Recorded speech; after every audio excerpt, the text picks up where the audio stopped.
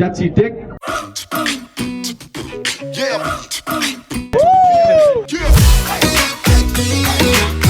একটা ফার্ম, একটা ভাজনঘাট ফার্ম। এত সুন্দর দেখতে, এটা আমার মাথার মধ্যে জাস্ট ভেসেছিল আর কি।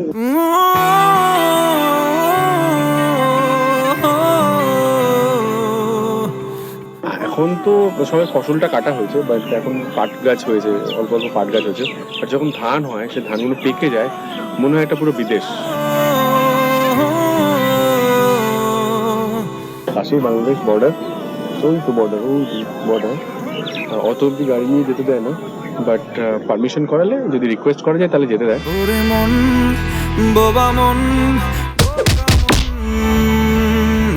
আমাদের গল্পটাই হচ্ছে একটা গ্রামের, একটা সুন্দর দেখতে গ্রামের গল্প আর কি। খালি যায় ছুটে যায়। ছবির নাম যেহেতু পারবো না আমি ছাড়তে, তোকে বলে দেওয়া আছে যে আমি ছাড়তে পারবো না, কিন্তু তাহলে সমস্যাটা কোথায়, প্রেমটা কিভাবে, এটাই হচ্ছে ছবির গল্প। তাই পারবো না, আমি পারবো না।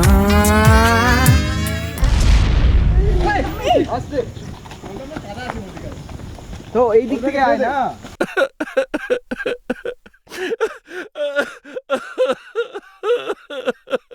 এই বনি বরবাদে বাইক চালাতে পারতো না, এখন বাইকে স্ট্যান্ড দিতে হচ্ছে ওকে। এরপরে বাইক নিয়ে ব্রিজে পড়বে ডাইরেক্ট, ও নিজে বলেছে শর্টটা দেবে। এটা তো ছিল না, কে বলেছে ছিল না? লেখা ছিল না আমার স্ক্রিপ্টে, কিছু লেখা থাকে না, মাথায় থাকে পুরোটা। স্ক্রিপ্টে লেখা থাকার কি আছে, ডিরেক্টরের মাথায় থাকলেই হলো। এটা লাস্ট ছবি হচ্ছে। তুই বৃষ্টি হয়ে প্রেম নামিয়ে ধরিয়ে দে আগুন।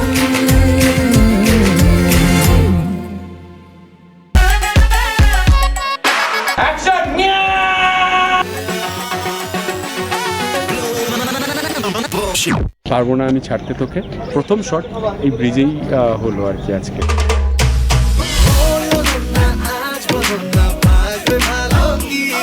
আজকে সকাল থেকে প্রচন্ড বৃষ্টি ছিল।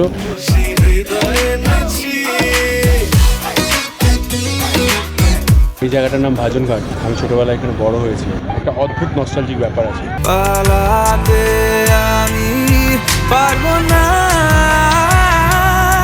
এই যে ব্রিজটায় দাঁড়িয়ে আছি, যেখানে আমি শুটিং করছি এখন, বাড়ির থেকে হাঁটতে হাঁটতে এই ব্রিজে আসতাম, তখন এটাকে বলে হচ্ছে ইছামতি নদী। এটা হচ্ছে ইছামতি নদী। ছোটবেলায় আসতাম মাছ ধরতে, আর মনে হতো বাড়ি থেকে কতটা দূর। এখন যখন আসি তখন মনে এইটুকুনি, এই তো কাছে, কারণ তখন ছোট ছিলাম, ছোট ছোট পা ছিল, গুটি পায়ে আসতাম। এখন বড় পা দিয়ে আসি। চিন্তা ভাবনা মনে মনে 100 রং বেলুন। এই বিলটা অ্যাকচুয়ালি আমার বাড়ির ঠিক পেছনে, বাড়ির ওই অবধি জমি ছিল আর কি, মানে বিল অবধি জমি ছিল, ধান চাষ হতো। আমাকে বন্ধু করে নে, মনের অবস্থা খুব কঠিন।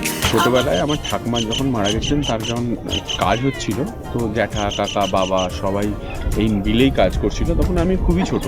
তো আমি এসছিলাম, আমার কি মনে হয়েছিল আমিও নামবো, আর আমি কাউকে না বলে গুটি পায়ে আমি জলে নেমে যাই, এবং জলে নেমে যাওয়ার পরে যেটা হয় যে আমি তলিয়ে যাই। তখন আমার জ্যাঠা ওরা বলছে যে কোথায় গেল ছেলে, কোথায় গেল। তখন দেখে জাস্ট আমার তখন হাতটা দিয়ে আমি এরকম করছি আর কি, ডুবে যাচ্ছি। তখন আমার জ্যাঠা জাস্ট করে জাম্প করে জলের মধ্যে আমাকে তুলে নিয়ে আসে। সে আমাকে নাকি জিজ্ঞাসা করেছিল যে তুমি কী করছিলে জলের মধ্যে, তোমাকে কে বলেছে জলে যেতে? আমি নাকি বলেছিলাম না আমি আসলে জল মাপছিলাম। তো এখনও আমাকে কাকা জ্যাঠারা দেখা হলে, যে কোনো অনুষ্ঠান বাড়িতে যখন আমাদের অনুষ্ঠান হয়, তখন গেলে প্রথম একটা কথা জিজ্ঞেস করে, শিবলাল বলে আমাকে ডাকে, শিবলাল বলে যে বাবা জল মাপা হবে না, চলো জল মেপে আসি।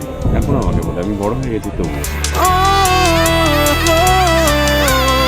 এইভাবেই আমার সঙ্গে জড়িয়ে আছে স্মৃতি। তারপরে মাঝখানে 20টা বছর হয়তো আমি আসা হয়নি আর কি।